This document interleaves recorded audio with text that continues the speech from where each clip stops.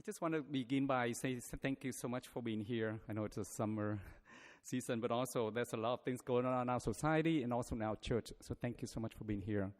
And I would like to begin by inviting you, just take a moment to look around. Just look around the church, our family here, your family, our family community here. Just see the goodness and the beauty in each person.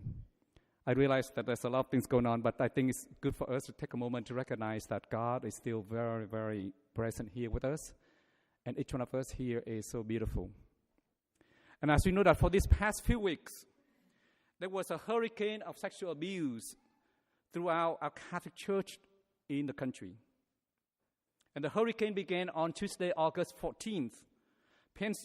Pennsylvania Attorney General Josh Shapiro presented a more than 800-page grand jury report detailing a horrific detail over 7 decades of sexual abuse committed by more than 300 priests against more than 1,000 children in 6 dioceses.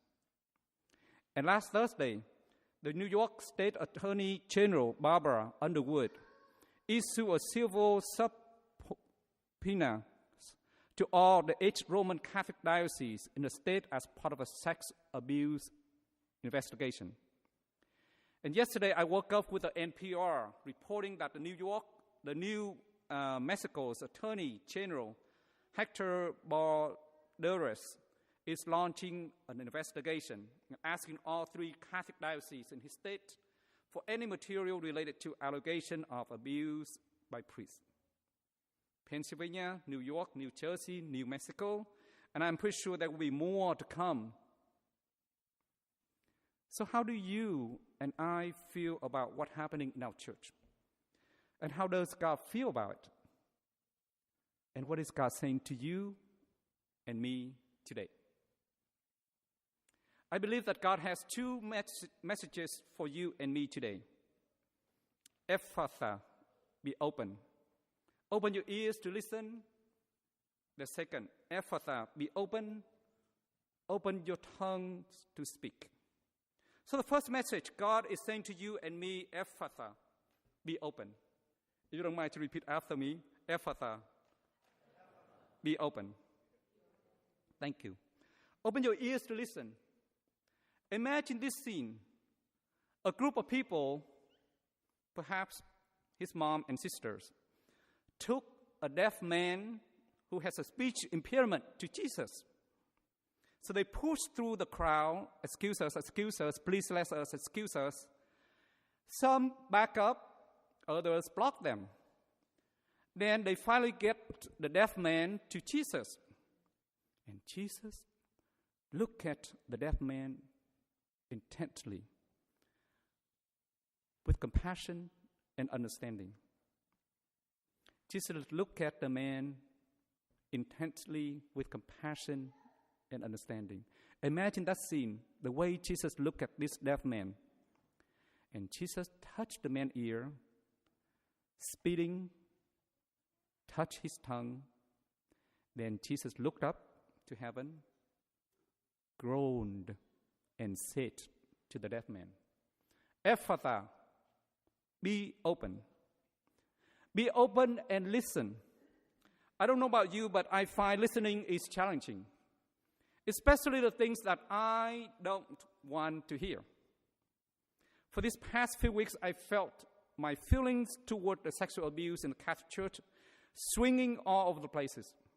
Sometimes I don't feel anything. Other times I feel like I want to know and hear what's going on, especially the victim stories. And other times I want to shut down and don't want to hear about it. What is God saying to you and me? Ephphatha, be opened. Open your ears to hear and listen. Really listen. So I did. I began to read a lot of articles and listen to the victim stories. As I listened to their stories, one thing I discovered that all victims of sexual abuse want from the Catholic Church, especially the church leaders, is to listen. Let me share with you a story to illustrate. The victim named Danny, who wanted to tell his story to a reporter named Joseph Guido. They met in a coffee shop. Danny agreed to tell his story with two conditions.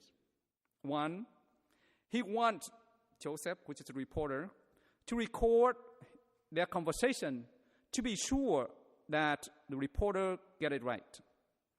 Second, Danny want the reporter make a promise that the reporter would someday write his story so that it might be proof helpful to someone else. So Joseph, the reporter, kept the promise and wrote his story in the America magazine, which is the Jesuit magazine. And you can find the article online in details. But let me briefly describe the story. Danny was the 8th grade when he was sexually abused. Tall of his age in athletics, he was smart, pious, and dutiful. And one day when sister told him that father wanted to see him, so Danny left the class and walked across the courtyard to the rectory, rang the bell, and was ushered into a parlor where father was pacing back and forth. Moving forward, Danny was molested 3 times. He was devastated, frightened, and ashamed. He kept silent. He kept silent until he got married. He wanted Joseph, the reporter, to write his story and tell the whole world about it.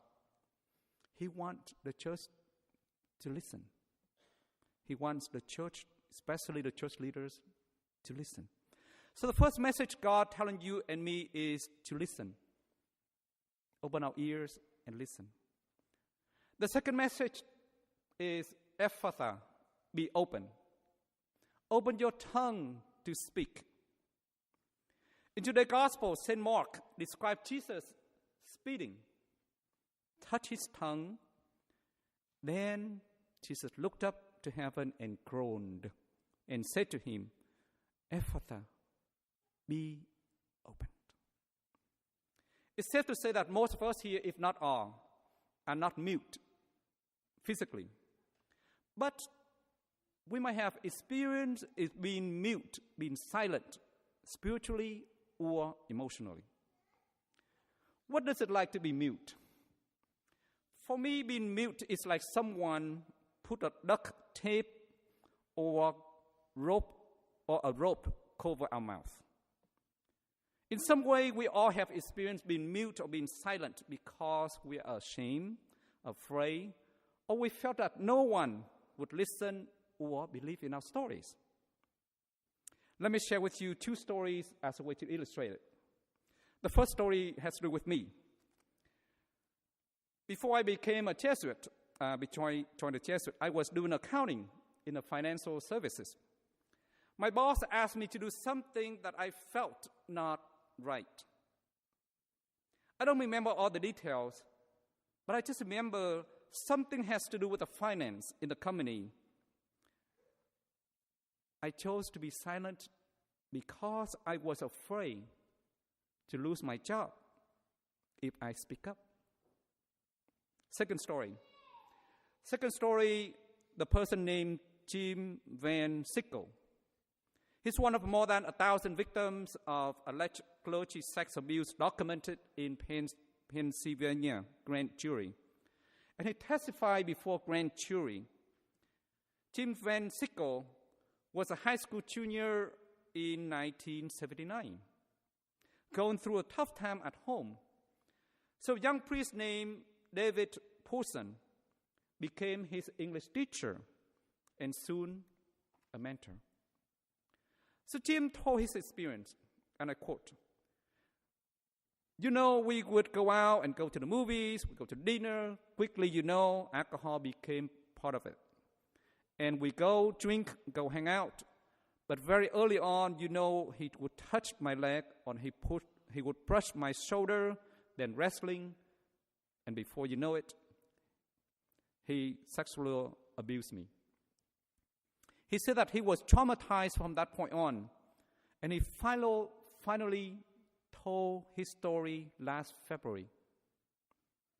And he said, and I quote, "I have lived these last 37 years in secrecy without letting people know what's going on inside my body and inside my head," unquote. So I was wondering what makes him decide to speak up and testify to the grand jury. So according to the NPR reporter, he said when he heard his mom told him that Father Wilson get arrested, that was a moment for him. And Jim said to reporter, "When I decided to tell my story, it was a healing moment for me. When I decided to tell my story, it was a healing moment for me." Now, when I read his story, I cannot help but wonder, where is God in his life? Where was God in his life? Is it possible that Jesus has touched Jim's tongue to speak, and that was a healing moment for him? The story ended was a very good story, and he said, "I decided to go back to the church and continue to go to Mass." 2,000 years ago, Jesus has heard the cry of the deaf man with a speech impairment. And Jesus touched his ears and opened his tongue to speak. Today, Jesus hears the cry of the sexual victims. He challenged you and me to be open and listen. Really listen. Listen to the victims of sexual abuse. Listen to the church leaders. And especially listen to the voice of God. Once we listen, Jesus invites us to speak the truth with love.